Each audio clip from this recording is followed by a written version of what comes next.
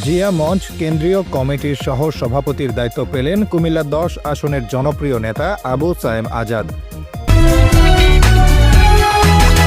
দেশ বাংলা নিউজ 24, সময়ের সাথে তারুণ্যের পথে। জিয়া মঞ্চ কেন্দ্রীয় কমিটির সহ সভাপতির দায়িত্ব পেলেন কুমিল্লা ১০ আসনের জনপ্রিয় নেতা, নাঙ্গলকোট উপজেলা উন্নয়ন সংগ্রাম পরিষদ সভাপতি ও উপজেলা বিএনপি নেতা আবু সায়েম আজাদ। ১৫ জানুয়ারি বুধবার জিয়া মঞ্চ কেন্দ্রীয় কমিটির সিনিয়র যুগ্ম সাধারণ সম্পাদক ইঞ্জিনিয়ার জামাল হোসেন স্বাক্ষরিত ফেডে অনুমোদন দেওয়া হয়। বৃহস্পতিবার সন্ধ্যায় জিয়া মঞ্চ কেন্দ্রীয় কমিটির সহ সভাপতি আবু সায়েম আজাদের পক্ষ থেকে কেন্দ্রীয় নেতৃবৃন্দের সাথে ফুলেল শুভেচ্ছা বিনিময় করা হয়।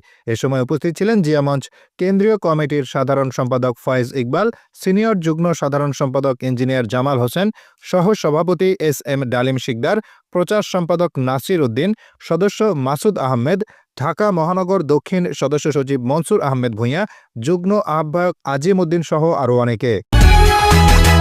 দেশ বাংলা নিউজ 24, সময়ের সাথে তারুণ্যের পথে।